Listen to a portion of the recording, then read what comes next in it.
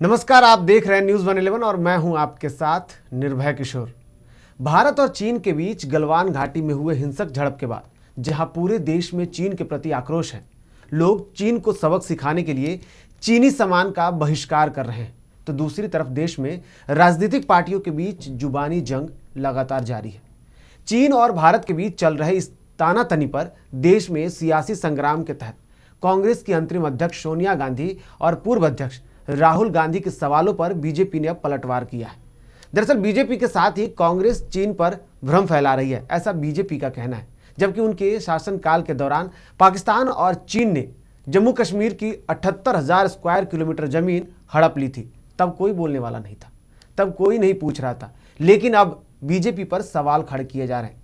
BJP ने आरोप लगाया कि राहुल गांधी के बयानों से देश को नुकसान हो रहा है। बीजेपी चीफ जेपी नड्डा के ट्वीट का जिक्र करते हुए बीजेपी प्रवक्ता संबित पात्रा ने कहा कि कांग्रेस ने चीन और पाकिस्तान के मुद्दे पर ऐतिहासिक भूल की है। एक परिवार के मिसबिहेवियर के कारण देश को नुकसान हुआ है। उन्होंने सवाल पूछा कि सर्वदलीय बैठक में कांग्रेस का रुख चीन के प्रति नरम क्यों था। देश कांग्रेस को खारिज कर चुका है और यह पार्टी चीन पर भ्रम फैलाने में जुटी है।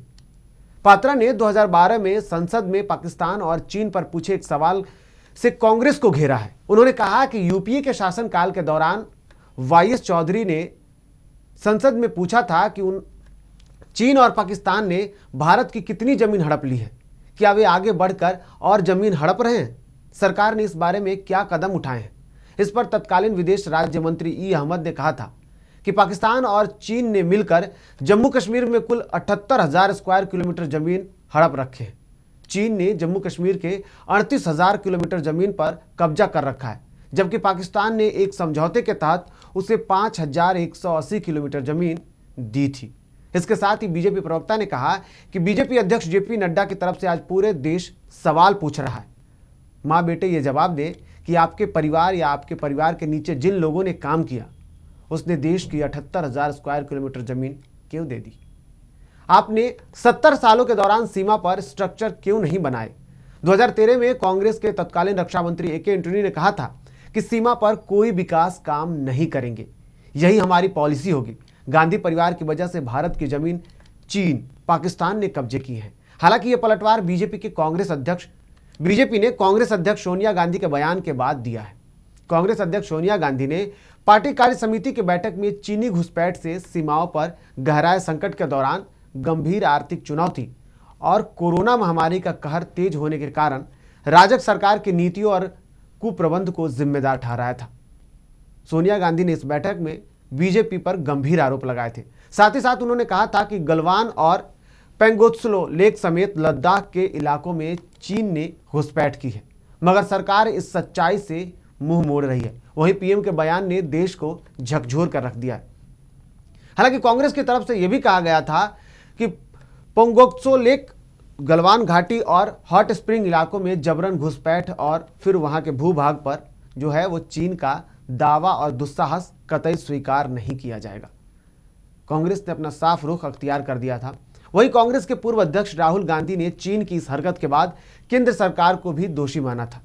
राहुल गांधी ने एक ट्वीट कर सवाल पूछा था, जिसमें उन्होंने लिखा था कि प्रधानमंत्री ने कहा ना कोई देश में घुसा है, ना ही हमारी जमीन पर किसी ने कब्जा किया। लेकिन सैटेलाइट फोटो, उन्होंने अपने इस ट्वीट में एक सैटेलाइट फोटो साझा किया था और इसमें उन्होंने लिखा था कि एक सैटेलाइट फोटो साफ दिखाती है कि चीन ने पेंगोंग झील के पास भारत माता की पावन धरती पर कब्जा कर लिया है। आपको बता दें कि पीएम मोदी के जिस बयान को लेकर के कांग्रेस ने अपना पलटवार किया था, दरअसल वह 19 जून को आई थी, जब सर्वदलीय बैठक हुई थी। सर्वदलीय बैठक में प्रधानमंत्री मोदी ने कहा था कि लद्दाख में भारत की सीमा में ना कोई घुसा हुआ है और ना ही हमारी कोई चौकी किसी दूसरे के कब्जे में है। पीएम मोदी ने इस बयान को लेकर विपक्ष पर हमलावर है, जिसके बाद प्रधानमंत्री मोदी कार्यालय के तरफ से प्रधानमंत्री मोदी के इस बयान पर सफाई भी देनी पड़ी थी। हालांकि इन सबके बीच अब भी चीन के रुख को लेकर के देश में उबाल है। देश के लोग लगातार चीन के रवैयों को लेकर नाराजगी जता रहे हैं और चाइनीज सामानों का बहिष्कार कर रहे हैं। लेकिन इन सब के बीच अब राजनीतिक गलियारों में भी आरोप और प्रत्यारोप का दौर शुरू हो चुका है। लेकिन अब क्या कुछ होता है ये तो वक्त ही बताएगा कि क्या सरकार जो वर्तमान में केंद्र सरकार है वो और विपक्ष के रुख एक साथ मिलेंगे? क्या चीन को करारा जवाब देने के लिए दोनों एक दूसरे के साथ खड़े होंगे, या फिर जो उनके तरफ से बयानबाजी हो रही है वो सिर्फ वही देखने को मिलेगी? तुम सब कायरों की तरह बिहेव कर रहे हो और शायद इसीलिए उनके सोशल मीडिया प्लेटफॉर्म पे भी आपने देखा होगा एक टाइपोग्राफिकल एरर हो गया था। वो कायर समिति कह दिया था उन्होंने कार्य समिति को, क्योंकि वो एक्चुअली राहुल गांधी ने कहा था कल कि तुम सब कायर हो, केवल मैं ही भारत को सवाल पूछ रहा हूं, तुम लोग क्यों नहीं आर्मी के ऊपर और भारत के ऊपर सवाल उठा रहे हो, इसीलिए कायर समिति लिखा था। मैं आज राहुल गांधी। इन तमाम जानकारियों के लिए न्यूज 11 के साथ जुड़े, हर एक खबर हम आपको अपडेट करते रहेंगे, इसलिए बने रहे न्यूज 11 के साथ। नमस्कार।